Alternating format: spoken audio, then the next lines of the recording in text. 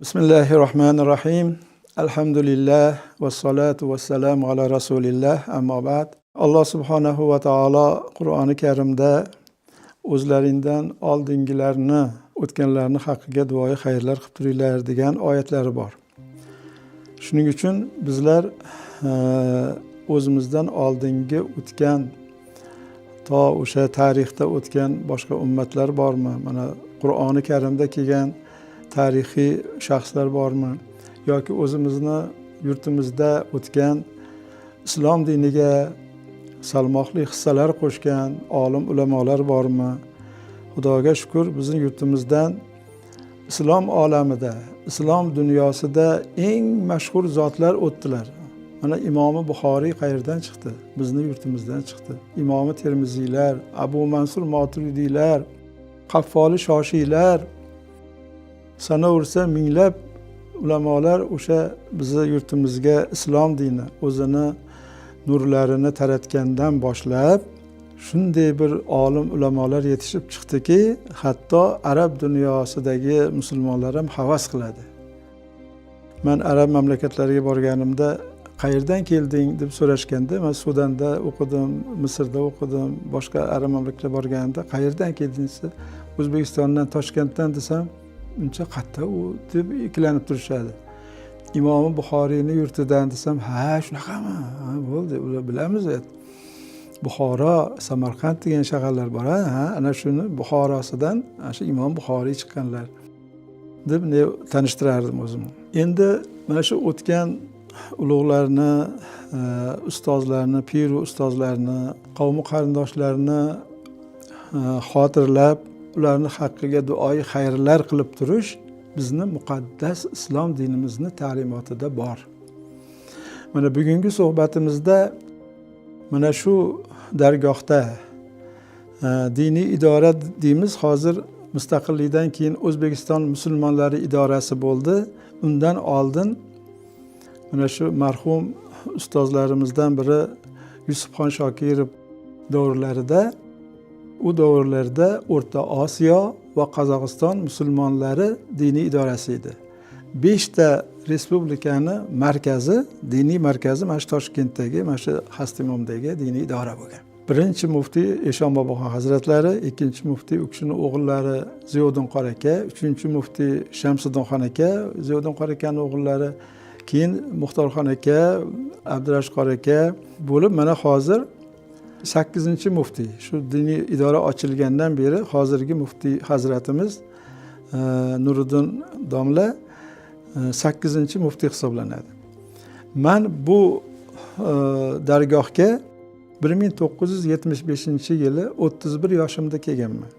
Ungacha Farg'onada tug'ilib, Farg'ona vodiysidagi ulamolardan saboq olib, ancha savodim chiqqandan keyin diniy idoraga kelib, shu bir hujjat olay deb kelganimda Ziyoddin Qori aka marhum muftiy ekanlar.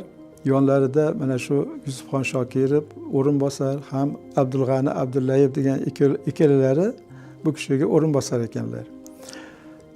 Men kelib bu yerda mana shu mahad, islom mahadi bor, hozir ham bor. Meni o'qishga qabul qilishdi. Lekin diniy idorada ishlab turavering deb ishlab turib o'qiganman.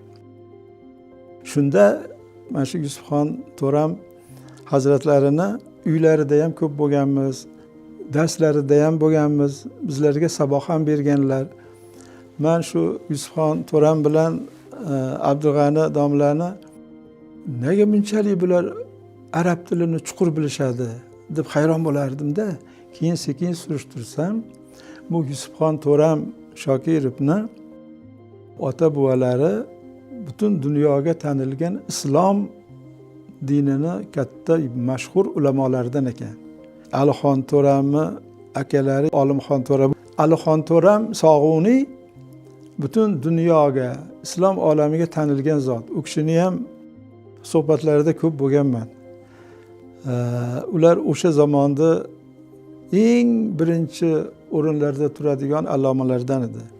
Keyin men diniy idorada ishlab, mana hozirgacha 50 yildan beri Allohga shukr shu diniy idorada har xil lavozimlarda ishlab kelyapman. 7 ta muftiyni yonlarida ishladim. birinchi muftiyni ko'rolmay qoldim, xolos. Eshon Boboxon hazratlarini ko'rolmadim. Ziyoddin qori akadan hozirgi mana Nuriddin qorigacha 7 ta muftiyni yonlarida ishlab keldim. Menda juda ta'sirotlar ko'p yig'ilgan. Shular bilan ishlab yurganimni men 2 bo'limga bo'laman. Birinchisi mustaqillikkacha 1991-yilgacha bo'lgan davrda qanaqa bo'lgan u holat, vaziyat va mustaqillikdan keyin mana hozirgacha qanday bo'lib boryapti. Mana shu narsalarni biz guvohi bo'ldik, tirik guvohi bo'ldik. U paytlarda Yusufxon To'ram bilan ishlagan davrlarimizda diniy sohaga o'zimiz endi O'zbekiston Sovet ittifoqiga bir ittifoqdosh respublika bo'lib, Rossiyaga qaram respublika bo'lgani uchun hamma sohada shu Moskvadan boshqarilar edi. Diniy sohani ham ma'lum miqdorda masjidlarga ruxsat bergan. Diniy idora faqat O'zbekistonga emas, 5 ta respublikani boshqarsin deb, qarang, shunaqa nimalarni kam qilgan. Butun Sovet ittifoqi bo'yicha bitta diniy ta'lim beradigan dargoh Buxoro bo'lgan. Buxorodagi Mir Arab madrasasi bo'lgan. Keyin bu Ziyoddin qori akam o'zlari obro' e'tibor topib, hukumat tomonidan ham, davlat tomonidan ham va xalqaro miqyosda ham obro' e'tiborga ega bo'lganlaridan keyin Toshkentda ham lekin oliy ma'hadni ochdilar. Bunga Moskva qarshilik qila olmadi. U kishining hurmatidan shunchalik obro'ga ega edilarki, Eshon Boboxon hazratning o'g'illari Ziyoddin qori akam juda arab tilini ham, diniy fanlarni bu kishdaqangi zo'r biladigan inson juda dunyoda kam. Men yonlarida uzoq vaqt ishladim. Undan keyin o'g'illari, undan keyingi muftiylarning hammalarini yonida ishlab kelyapman, Xudoga shukr. Endi bu suhbatimizda asosan Yusufxon To'ram to'g'risida gapiradigan bo'lsak, men Yusufxon To'ram bilan shu 75-yili kelib shu diniy idorada ishlashni boshlaganimdan to vafotlari o'shangacha doim birga bo'lganmiz. Hatto uylariga ham borib turardik, xizmat bormi deb. Yusufxon To'ramni shunday bir o'rnak bo'ladigan, havas qiladigan shunday imtiyozlari bor ediki, haqiqatan ham mana shu xushmuomala edilar. Xushmuomalalida shu juda oliy darajada bo'lganlari uchun diniy idorada qaysi vazifani berilgan bilasizmi? Xalqaro aloqalar bo'limining mudiri bo'lganlar. Muftiyni o'rinbosari bo'lib turib, mana shu xalqaro bo'limni boshqarardilar. Xalqaro bo'lim nima ish qilardi? Arab mamlakatlaridan, musulmon mamlakatlaridan kelgan diniy arboblarni kutib olish, ularni butun Sovet ittifoqi bo'yicha aylantirib olib yurib, kuzatib qo'yish. Shuni orasida ular bilan arab tilida gaplashib, suhbatlashish kerak. Buni qoyil qiladigan, birinchi o'rinda turadigani shu Yusufxon akam bo'lganlar. Biz Yusufxon akamizni shu Misrda Azhar universitetlarida o'qishgan bular, Abdug'ani aka ham shunaqa. Bularni biz havas qilar edik. Biz ham shularda qangi olim bo'larmikinmiz? Arab tilini shularga o'xshab, arablar ham xatosini topolmaydigan darajada o'zlashtirarmikinmiz deb bularni havas qilar edik. Yusufxon akamni shuni kabinetlarning yonida meni kabinetim bo'lgan. Shunaqa yaqin bo'lganmiz. Ko'p safarlarga ham, xalqaro konferensiyalarga borsak ham birga borib kelardik. Ko'p yonlarida bo'lganman. Shuning uchun men Yusufxon To'ram to'g'risida qisqagina gapiradigan bo'lsam, u kishi birinchi o'zlarini oilasida ham yaxshi tarbiya olganlar. Chunki bularni ota-bobolari aytayman, Alixon To'ram, Olimxon To'ra deganda u davrlar 19-20-asr davrlarida bularni bobolarida qangi Alixon To'ramdaqa yo Olimxon To'ramdaqa olim hatto arab mamlakatlarida ham topilmagan. Shu darajadagi ajdodlardan bular davom ettirib, mana Yusufxon To'ram mana shu birga ishlaganimizda ba'zan uylariga chaqirib mehmon kelsa borib mehmon bo'lardi, uylarida kutubxonalarini ko'rardim-da. Kutubxonalarini ko'rsam, shunday bir kitoblarni terib qo'ygan bo'lardilarki, u kitoblarni o'qib, u paytda hayotga tatbiq qilib bo'lmaydi. Mumkin emas. Mana shu o'sha davrda yashagan olimlarni bitta armonini men juda yaxshi bilaman. Ular o'sha buyuk ajdodlarimiz qoldirib ketgan adabiy meroslar arab tilida, fors tilida, turkiy tillarda bo'lsin, eng zo'r kitoblarini o'qishar edi, mutolaa qilishar edi, kutubxonalariga terib qo'yar edi, ammo xalqqa to'la yetkiza olmas edilar. Davrni taqozosi shunaqa edi. Agar bitta haqiqatni hech hozirgidaqangi bemalol gapirib qo'yadigan bo'lsangiz, bo'ldi, sizni sekin o'zi davlatda odamlari nazoratida turasiz, darrov sizni to'xtatib qo'yar edi. O'shunaqa davrlarda bular mana shu ishlagan vazifalarida armon bilan qiynalib ishlaganlarini men guvohiman. Chunki uylariga borganda kitoblarini olib ko'rsam, mana kitoblarini ko'ringlar dedilar. Olib ko'rsam, endi u kitoblarni masalalarini xalqqa yetkazsangiz, ana islom qanaqaligi, buyuk ajdodlarimiz qanaqa ilmga ega bo'lganliklari, aziz avliyolar qanday bo'lgan va hayotda inson nimalarga e'tibor berish kerak, islom dinini butun ruhi, butun mazmuni o'sha kitoblarda bor edi. Lekin bitta Yusufxon akam emas, Abdug'ani akam bo'lsinlar, Muftiy Hazrat bo'lsin, boshqa ulamolar bo'lsin, kitoblarni saqlab o'zimiz mutolaa qilaverardik-ku, ertaga gapni hammasini xalqqa yetkazib bo'lmas edi.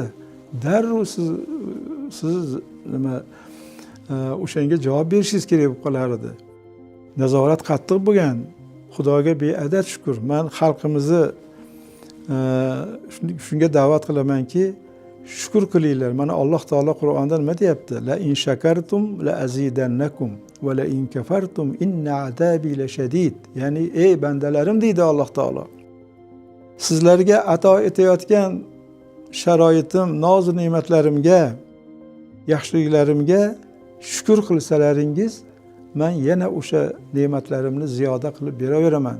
Ammo noshukrchilik qilsalaringiz, azobim, jazoim ham qattiq deb ogohlantirib qo'ygan. Xudoga shukr, mana shu boriga shukr qilib, Alloh taologa hamd va sano aytib, toat ibodatimizni vaqtida qilib, Alloh taologa iltijolarimizni qilib boraversak, Alloh taolo yana ziyoda qilib beraveradi.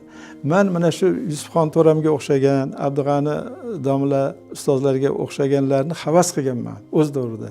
Ayniqsa Yusufxon to'ram o'sha xalqaro aloqalar bo'limini boshqargan bo'lganlari uchun u kishidan muomalani o'rganganmiz. Har qanday diniy arbobmi u, oddiy musulmonmi, ular bilan qanday xushmuomala bo'lish kerakligini biz mana shu Yusufxon akamdan o'rganganmiz. Yusufxon akamning axloq odoblari, muomalalari har qanday olim, ulamo ham bu kishini yurish-turishlari, muomalalari, gaplashganda qanaqangi bir insonni xursand qilib gapirishlari juda shu madh va sanoga loyiq edi-da. O'shaning uchun mana bu yil u kishi agar hayot bo'lsalar 100 yoshga kirar ekanlar. Diniy kitoblarimizda aytiladiki, inson necha yil yashashda emas, nima ish qilganiga qarab baho beriladi. Yusufxon to'ramdan juda ko'p narsani o'rgandik biz. Yoshlar mana shu madrasalarda dars ham berardilar. Mana shu muomalani, insoniy muomalani, xushmuomalalikni va bir sinov, bir balo ofat kelsa ham unga sabr qilishlikni, har qanday insonlar bilan qanday xushmuomala bo'lishlikni bizlar, bitta biz emas, butun shu xalqimiz, kim o'sha u kishini tiriklik vaqtida suhbatlarda bo'lgan bo'lsa, Yusufxon to'ram namuna edilar. Bu sohada Yusufxon to'ram namuna edi. Ilohim joylari jannatdan bo'lsin. Orqalarida qolgan avlod va zurriyotlaridan yana o'sha kishiga o'xshagan ulug' zotlarni dunyoga kelishini Allohdan so'rab qolamiz. Joylari jannatdan bo'lsin.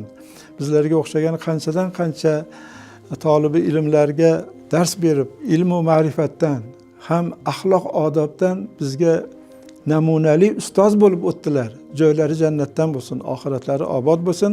Ilohim oxiratda jannatda diydor ko'rishlikni ularga va boshqa ustozlarimiz bilan ham oxiratda shu jannatda diydor ko'rishlikni hammalarimizga Alloh nasib ro'zi aylagan bo'lsin.